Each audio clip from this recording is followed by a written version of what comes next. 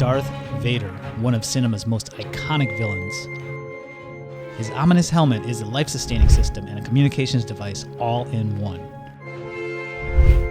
His suit, a high-tech medical masterpiece compensating for his debilitating injuries. His arm, a highly advanced prosthetic, strong and agile enough to keep up with any Jedi's lightsaber. This is Darth Vader's technology, but is it as impressive as we think? Today we unmask Darth Vader's tech and ask the question, is Vader's tech overrated? Or in other words, is this dude's armor just trash?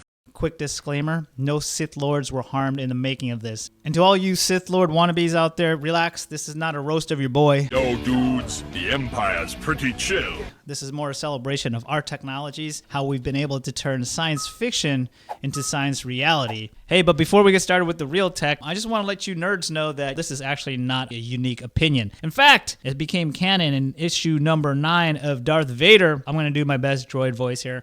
I got close enough for a scan, and the rest of him looks like standard life support fusion, furnace, respirator, junk. And in the next couple pages, homeboy don't believe, he says, there's gotta be something special in those parts. No, nothing more than in my own.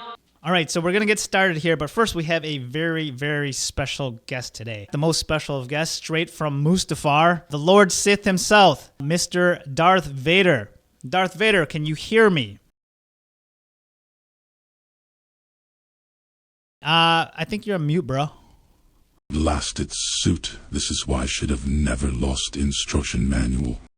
Hey, Darth, no worries. Happens to the best of us. Anyways, we're doing a little video essay about your suit. So I was hoping that you could take us for a tour and maybe show us some of your high-tech features on your suit. Very well. This is highly embarrassing. No worries, Darth. Let's go ahead and move on. Let's talk about your transformation from a very human Anakin to whatever you are now. Yes, in the beginning. Wait, what is this voice? Ooh, this is very embarrassing.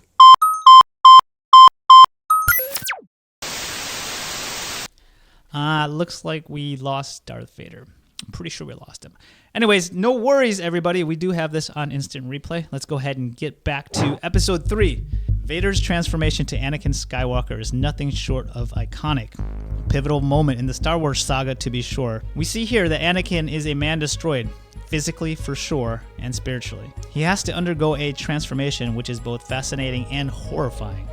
So today I'm asking, how much of this are we capable of today? Picture this, Vader, iconic Sith Lord, on an operating table, autonomous droids all around. Seems like pure sci-fi, right? Now fast forward to our galaxy, and there's a lab at Johns Hopkins University where the STAR of the surgery is rising. STAR stands for Smart Tissue Autonomous Robot. This is not an ordinary robot. It's designed for surgery, and it's showing us what the future could potentially look like.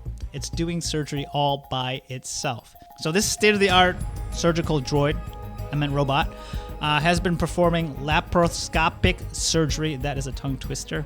Now get this, it's been doing it without any guiding hands at all, autonomously. So apparently they let it loose on pig tissue and it nailed it. It outperformed human surgeons in the same procedure over and over again. Basically, it never got tired, it never had the shakes, it never made any mistakes. So yeah, to me, the line between science fiction and science reality is completely blurred here. We're getting closer and closer to the things that we had not even imagined were possible.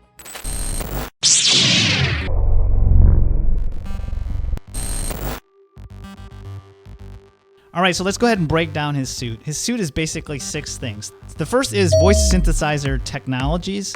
The second is respiratory assist devices. The third, life-sustaining medical devices, also known as protein. Awesome, I love protein. And probably some adrenaline there too when he needs it. He also has prosthetics, and he has an exoskeleton. And finally, we have artificial vision.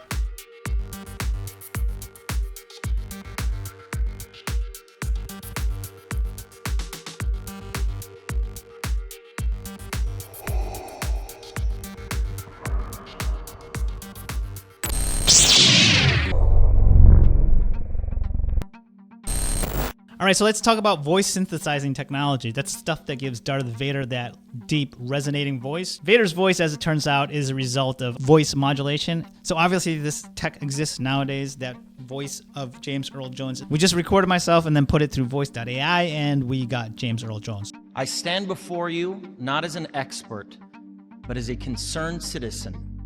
One of the 400,000 people who marched in the streets of New York on Sunday. And the billions of others around the world who want to solve our climate crisis. As an actor, I pretend for a living. I play fictitious characters, often solving fictitious problems.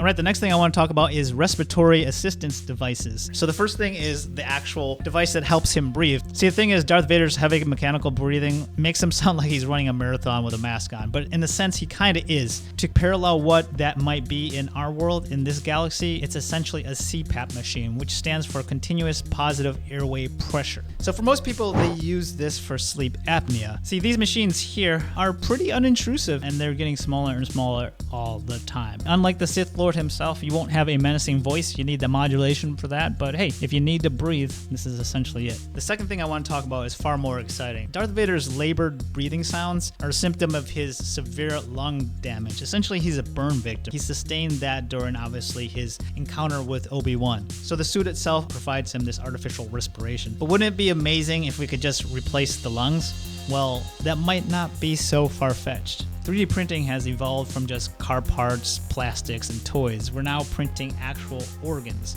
So the scientists at United Therapeutics are developing a 3D printed lung scaffold composed of a staggering 44 trillion individual parts. And this is distributed over 4,000 kilometers of lung capillaries. And get this, over 200 million alveoli. And here's the kicker, they aim to infuse these scaffolds with the patient's own stem cells. That's right, we're talking about creating compatible, transplantable human lungs using your own cells. So in animal models, these 3D sculpted lung scaffolds have shown promise, demonstrating successful gas exchange. An estimated 150,000 Americans die each year from lung disease while waiting for a transplant.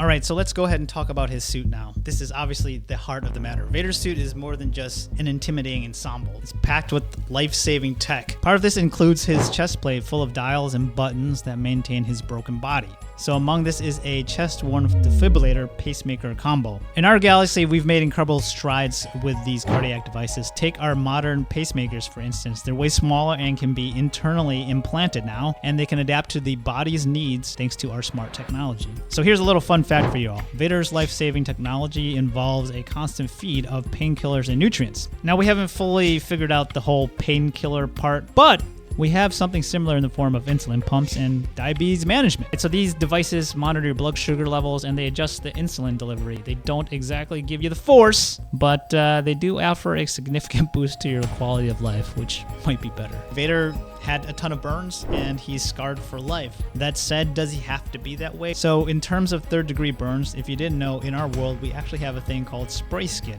And this offers a significant advancement over traditional skin grafts. It uses a device called the ReCell system. It collects a small skin sample from the patient. It then immerses it in an enzyme solution in a form of a suspension liquid, and that liquid contains key cells that play a critical role in wound healing. So the magic happens when the suspension is sprayed on the burn wound, distributing live cells evenly. So just imagine a credit-sized skin sample covering a wound as large as the patient's entire back, and it only takes about 30 minutes.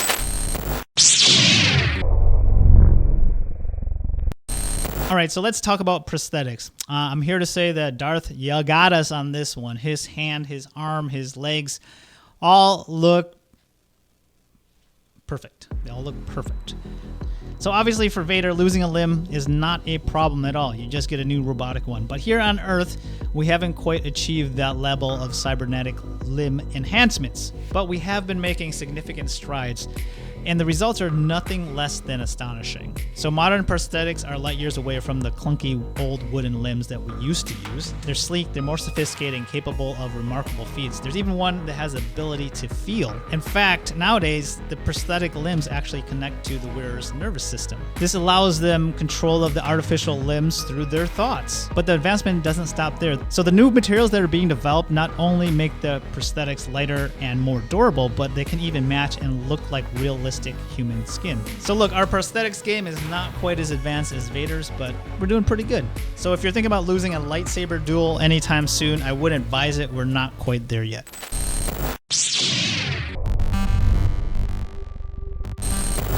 All right, let's go ahead and talk exoskeletons. So a key feature of Vader's suit is the ability to enhance his strength. And yes, while we might not have any control of the Force here on Earth, we do have exoskeletons. So these exoskeletons are devices that can be worn to increase the user's physical strength and endurance. While it's not quite as seamless as Vader's suit or as ugly, they can still make a huge difference. So whether it's helping workers lift heavy objects safely or allowing a paralyzed person to potentially walk again, these devices are beginning to change lives in significant ways. And the technology behind them is advancing at an incredible rate. We're seeing more portable, more user-friendly designs, and there's even exoskeletons that can be controlled using your thoughts, just like the prosthetics we talked about. So you see, it's possible here on Earth to get superhuman strength. No Sith training required.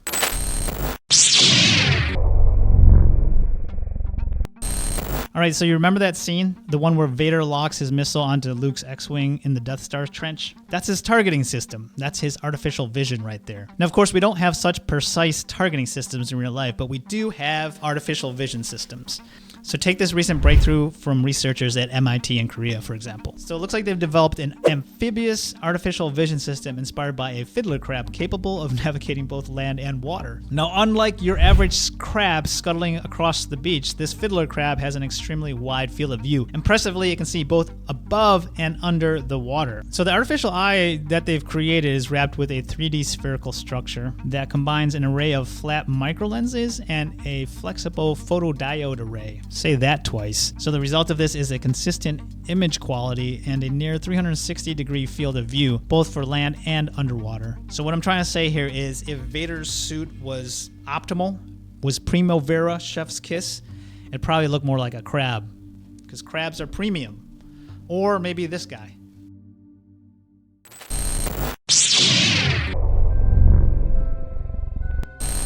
Granted, we don't have hyperdrive yet, and interstellar travel still on our to-do list, but consider this.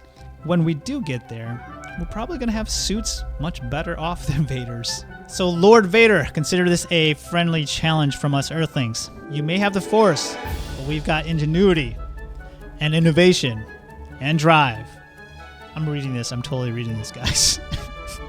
All right, here's the deal, boys and girls. We had a fun time unpacking and kind of juxtaposing Darth Vader's suit against what we currently have for technology and technology solutions that are comparable to Vader's. And you know, it was a fun little exploration, a fun little deep dive. Anyways, hope you enjoyed this video. May the Force be with you. Peace.